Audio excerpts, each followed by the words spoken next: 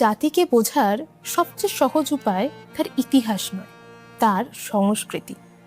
এই কথাটি আমাদের মনে করিয়ে দেয় যে একটি সমাজের আত্মা লুকিয়ে থাকে তার গান, কবিতা, ভাষা, উৎসব, শিল্প এবং মানুষের জীবনযাপনের ভিতরে।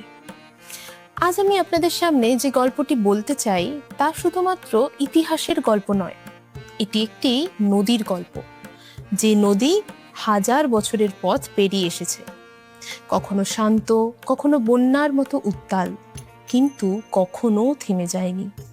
সেই নদীর নাম বাঙালি সংস্কৃতি।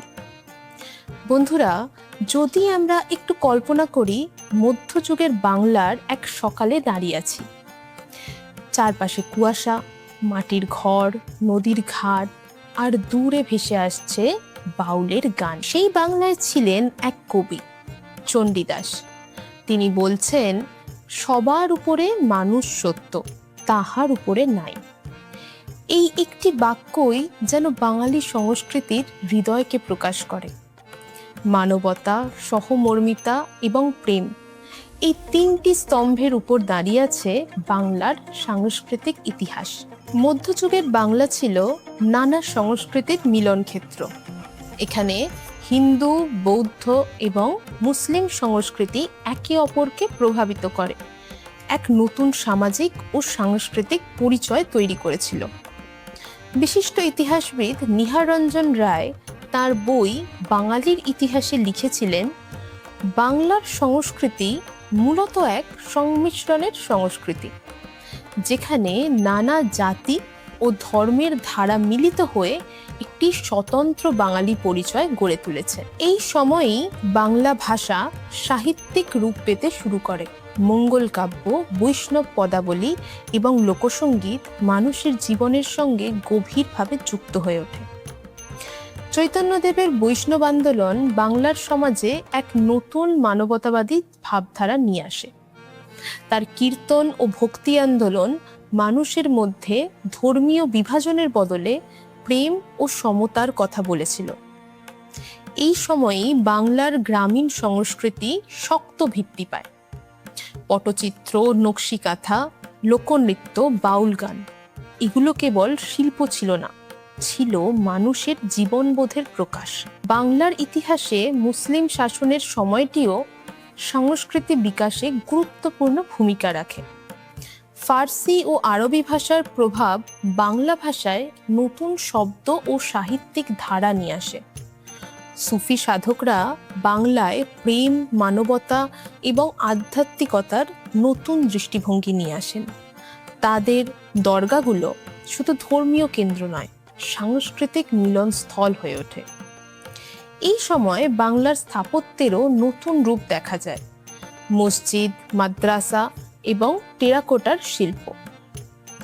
ইতিহাসবিদ রিচার্ড ইটন লিখেছেন যে বাংলায় ইসলাম বিস্তার লাভ করেছিল মূলত সাংস্কৃতিক ও সামাজিক মেলবন্ধনের মাধ্যমে, জোরপূর্বক নয়।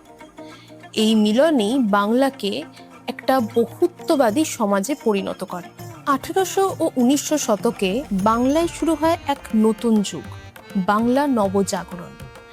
এই সময়ে কলকাতা হয়ে ওঠে শিক্ষা, সাহিত্য ও চিন্তার কেন্দ্র। রাজা রামমোহন রায় সমাজ সংস্কারের মাধ্যমে নতুন চিন্তার দ্বার খুলে দেন। তিনি কেবল একজন সংস্কারক নয়, তিনি ছিলেন আধুনিক বাঙালি চিন্তার পথিকৃৎ।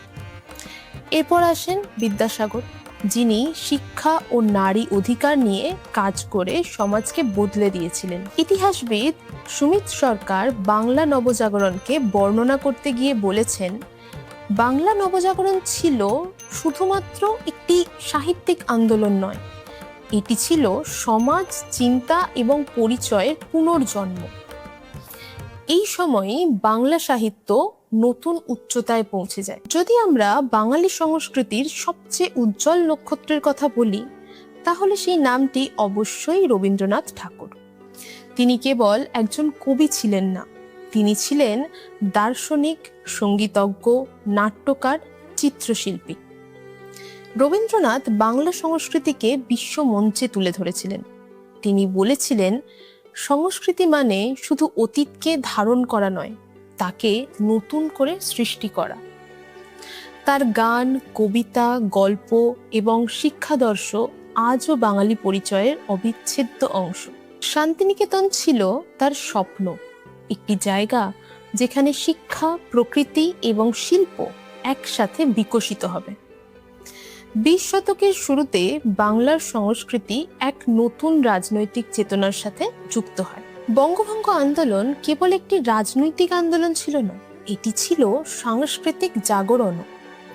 রবীন্দ্রনাথের বাংলার মাটি বাংলার জল গানটি সেই সময়ের মানুষের মধ্যে ঐক্যের প্রতীক হয়ে উঠেছিল।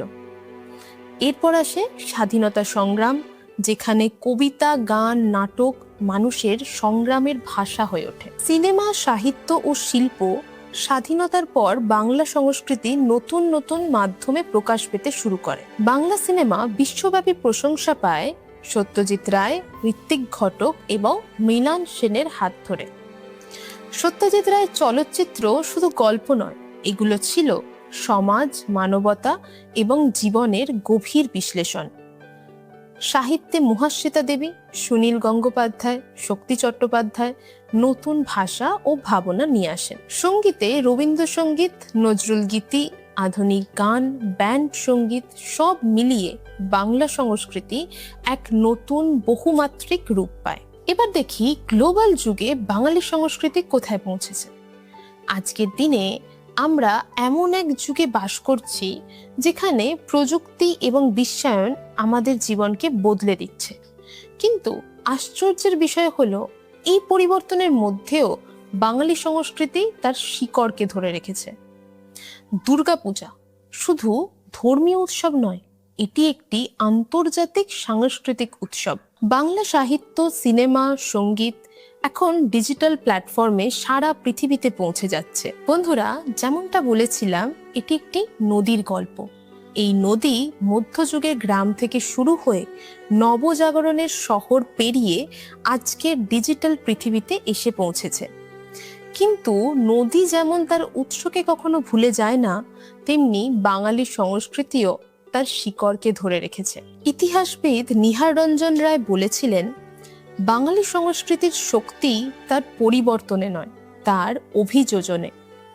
আজ আমাদের দায়িত্ব এই সংস্কৃতিকে শুধু সংরক্ষণ করা নয়, তাকে নতুন করে সৃষ্টি করা। কারণ সংস্কৃতি কখনো স্থির থাকে না, এটি একটি জীবন্ত স্রোত। শেষ করার আগে আপনাদের একটি প্রশ্ন করতে চাই, আমরা কি শুধু ইতিহাসের দর্শক হয়ে থাকবো, নাকি আমরা নিজেরাই এই চলমান সংস্কৃতির পরবর্তী অধ্যায় লিখব? বাঙালি কালচার নিয়ে আপনার মতামত কমেন্টে লিখে জানান। আড্ডা পরিবারের তরফ থেকে আপনাদের সবাইকে জানাই পয়লা বৈশাখের শুভেচ্ছা ও শুভকামনা। আমি সঞ্চিতা, দেখা হবে অন্য কোনো দিন অন্য কোনো গল্প নিয়ে। সঙ্গে থাকার জন্য ধন্যবাদ।